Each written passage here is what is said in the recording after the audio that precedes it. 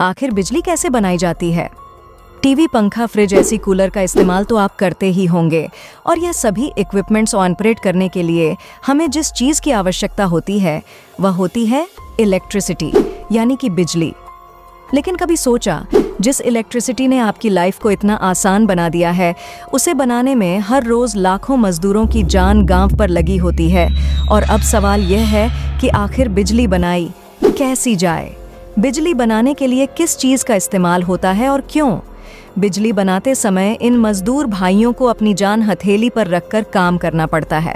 तो दोस्तों, आज की इस वीडियो को पूरा ज़रूर देखिएगा ताकि आपको भी पता चले कि आपकी ज़िंदगी आसान बनाने वाली बिजली को बनाना आखिर कितना मुश्किल भरा काम है।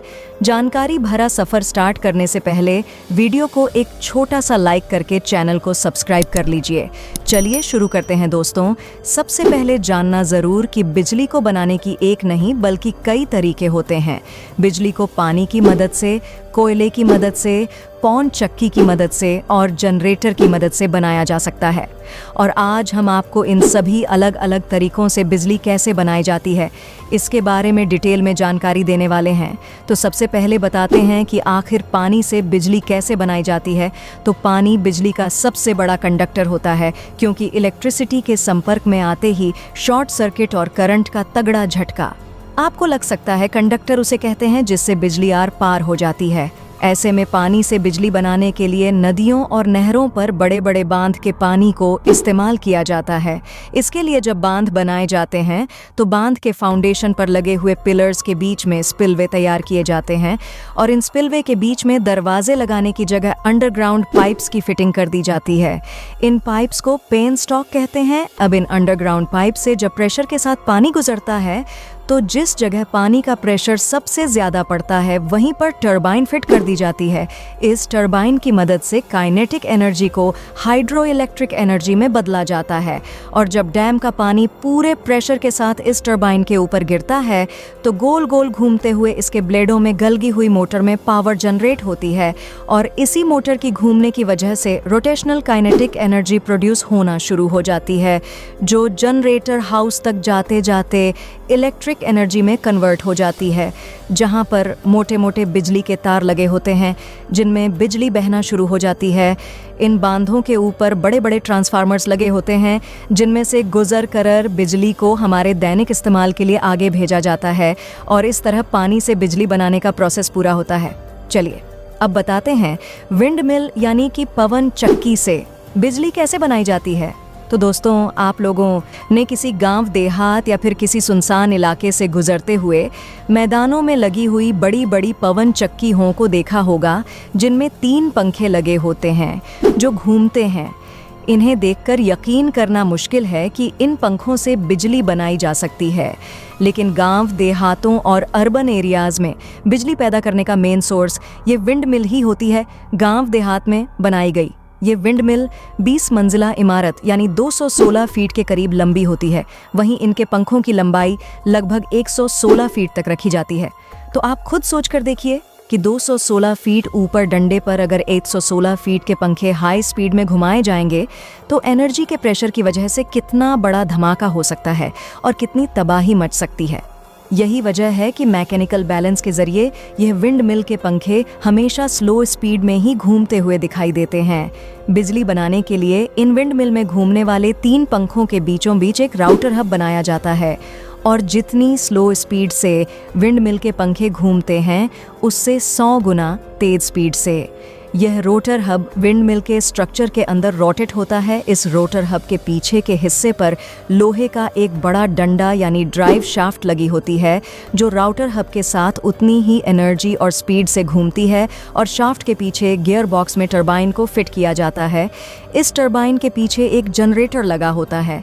तो जैसे जैसे विंड मिल घूमती है वैसे वैसे ड्राइव शाफ्ट घूमता है, जिसकी एनर्जी से रोटर हब को एनर्जी मिलती है और टरबाइन को घूमने में मदद मिलती है। टरबाइन के घूमने के साथ यह जनरेटर मिलने वाली एनर्जी से इलेक्ट्रिसिटी पर यूज़ करता है।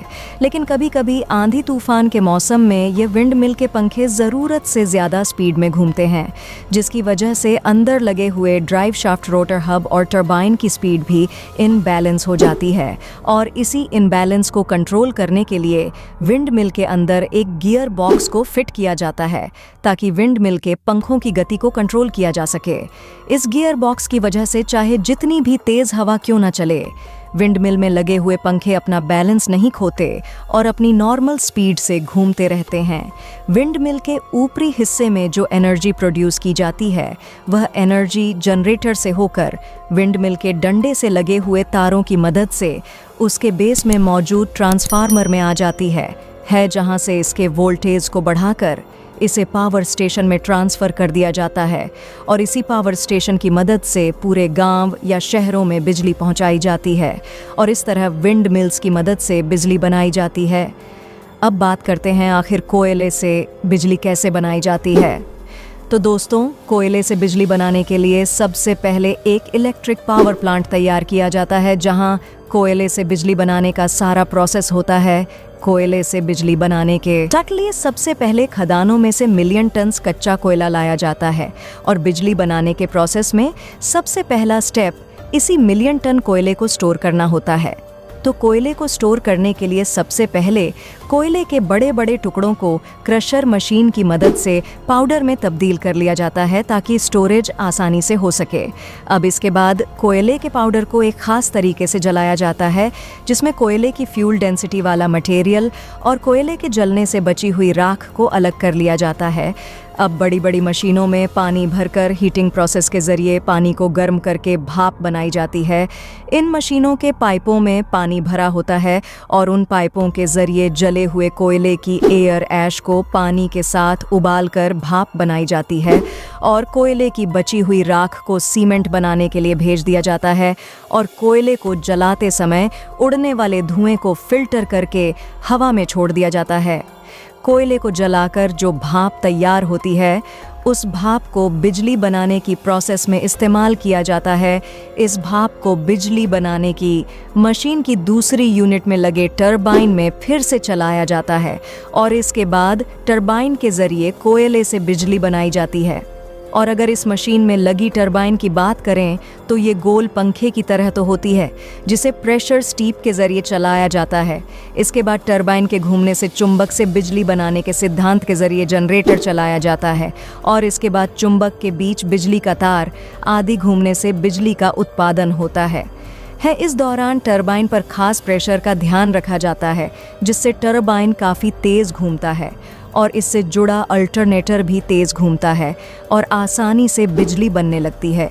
इसके बाद यह बिजली पावर ट्रांसफार्मर तक पहुंचाई जाती है और फिर तारों के ज़रिए हमारे घरों तक आती है। तो दोस्तों, उम्मीद है कि अब आप समझ गए होंगे कि अलग अलग तरीकों से किस तरह बिजली बनाई जाती है। उम्मीद करते हैं आपको वीडियो पसंद आई होगी, तो वीडियो को लाइक, शेयर और सब्सक्राइब अवश्य करें।